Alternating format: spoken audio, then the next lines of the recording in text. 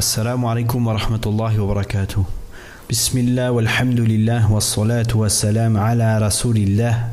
Donc comme prévu, on se retrouve aujourd'hui pour la lecture du premier hadith de ce Ramadan.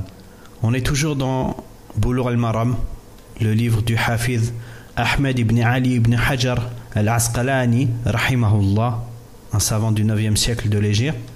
Et dans le livre des généralités et le chapitre des liens de parenté, on est arrivé au hadith 1253 dans le livre, selon les versions, mais dans le chapitre, c'est le 6e. وعن ابن مسعود رضي الله عنه قال سألت رسول الله صلى الله عليه وسلم أي الذنب أعظم قال أن تجعل لله ندا وهو خلقك قلت ثم أي قال صلى الله عليه وسلم ثم أن تقتل ولدك خشية أن يأكل معك قلت ثم أي قال ثم أن تزاني حلية جارك متفق عليه. On rapporte d'Ibn Mas'ud radiallahu anhu qu'il a dit: le messager d'Allah sallallahu alayhi wa sallam a dit: j'ai demandé au messager d'Allah sallallahu alayhi wa sallam quel est le péché le plus grave. Il a dit: que tu attribues un associé à Allah alors qu'il t'a créé. J'ai dit: ensuite lequel? Il a dit: ensuite que tu tues ton enfant par peur qu'il ne mange avec toi. J'ai dit: ensuite lequel? Il a dit sallallahu alayhi wa sallam: ensuite que tu commettes l'adultère avec l'épouse de ton voisin. Rapporté par Al-Bukhari et Muslim. Donc, le hadith est rapporté par Ibn Mas'ud, qui est Abdullah ibn Mas'ud, radiallahu anhu, un des premiers compagnons à s'être converti à l'islam, à la Mecque. Il était déjà présent lors de l'émigration vers l'Abyssinie, et il a participé aux nombreuses batailles de Badr et d'autres.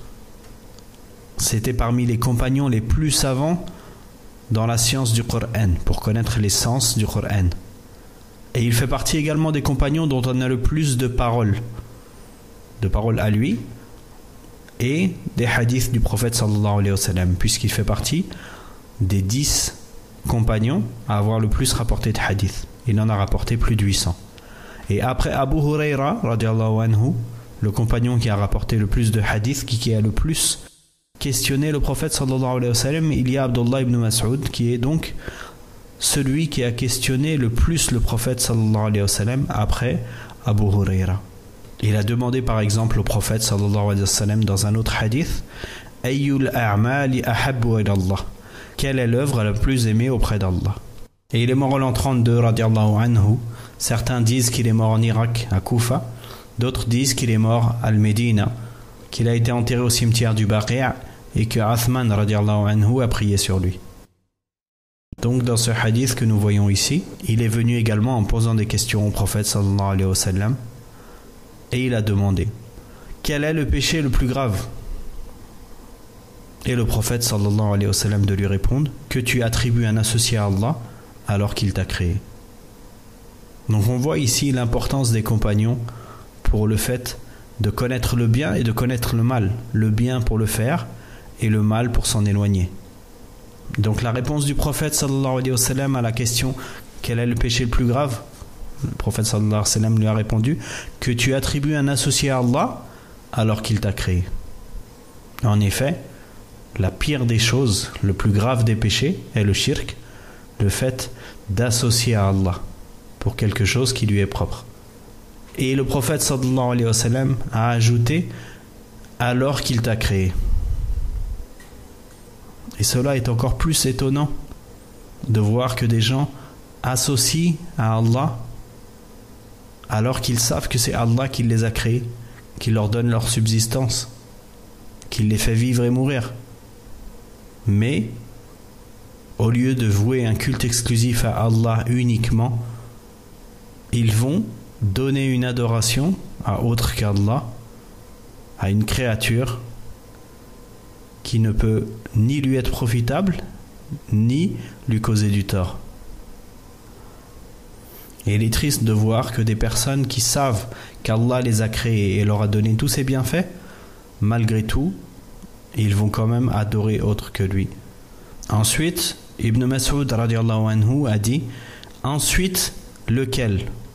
Donc quel péché est grave ensuite, après le shirk? Donc on voit également l'importance que Ibn Mas'ud radiallahu anhu avait dans le fait de demander la science. Et le prophète sallallahu alayhi wa sallam de lui répondre: puis que tu tues ton enfant par peur qu'il ne mange avec toi, c'est-à-dire par peur de la pauvreté. Donc ici on a le deuxième péché qui est le fait de tuer un être humain, et cette situation est aggravée puisque c'est tuer un enfant par peur de ne pas avoir les besoins suffisants pour élever cet enfant et le garder en vie. Et c'est quelque chose qui était connu à l'époque du prophète sallallahu alayhi wa sallam, que certaines personnes tuaient leurs enfants pour diverses raisons, et parmi celles-ci, par la peur de pauvreté. Ensuite, le compagnon radiallahu anhu a demandé: ensuite lequel? Et le prophète sallallahu alayhi wa sallam de répondre: puis que tu commettes l'adultère avec l'épouse de ton voisin. Donc voici le troisième péché, qui est l'adultère, accentué par le fait que ce soit avec l'épouse, la conjointe du voisin. Ce voisin pour qui l'islam nous demande d'être juste, d'être bon, de l'aider, comme on a déjà vu dans les hadiths précédents. Il y a une relation de confiance entre nous et nos voisins, un lien particulier. Et donc ici, le péché qui est la fornication est d'autant plus grave que le voisin a des droits normalement sur nous, et au lieu de parfaire notre comportement avec lui, alors la personne va tomber dans le péché et nuire doublement à son voisin. Et on a déjà vu dans les hadiths précédents qu'est-ce que le voisin et quelles sont les différentes catégories de voisins. Vous pouvez retourner au précédent cours pour avoir plus d'informations, Inch'Allah.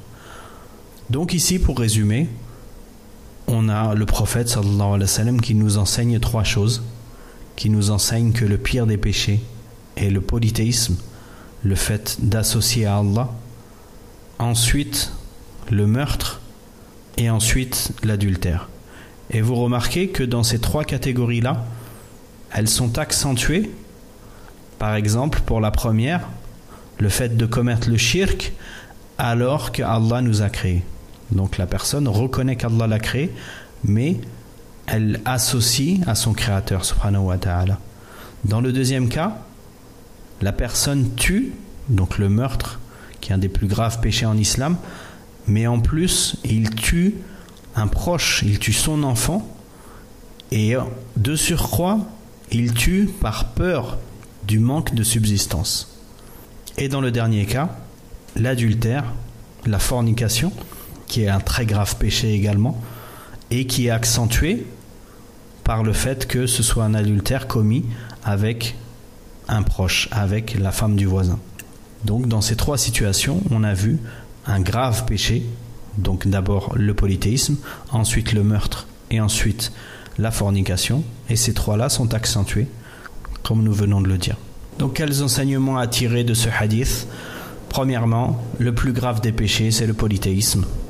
Donc le musulman doit apprendre sa religion et doit faire les œuvres et demander à Allah de lui faciliter la compréhension, de savoir qu'est-ce que c'est que l'adoration, qu'est-ce que c'est que l'innovation, qu'est-ce que c'est que le polythéisme, pour ensuite pratiquer correctement et avoir ses œuvres acceptées et l'éloignement du shirk.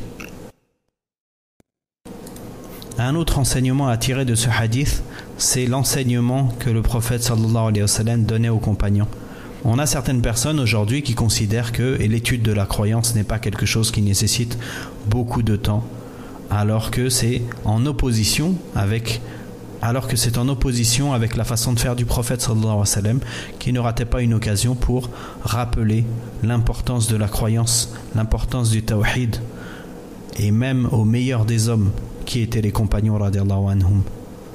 Il ne leur a pas dit: c'est bon, vous avez compris la croyance, on peut passer à autre chose. Non. Il a commencé sa da'wa avec la croyance. Tout au long de sa da'wa, il a donné de l'importance à la croyance jusqu'à la fin de sa vie, sallallahu alayhi wa sallam, où il a continué à enseigner la croyance correcte et l'importance du tawhid. Et on a ici Abdullah ibn Mas'ud, qui était un grand compagnon, un des premiers à être rentré en islam, un des plus savants des compagnons, malgré tout, le prophète sallallahu alayhi wa sallam lui continuait à lui enseigner les droits d'Allah sur son serviteur, c'est-à-dire la croyance correcte et l'unicité d'Allah subhanahu wa ta'ala. Également, on a le meurtre, accentué par le fait que ce soit quelqu'un de nos proches.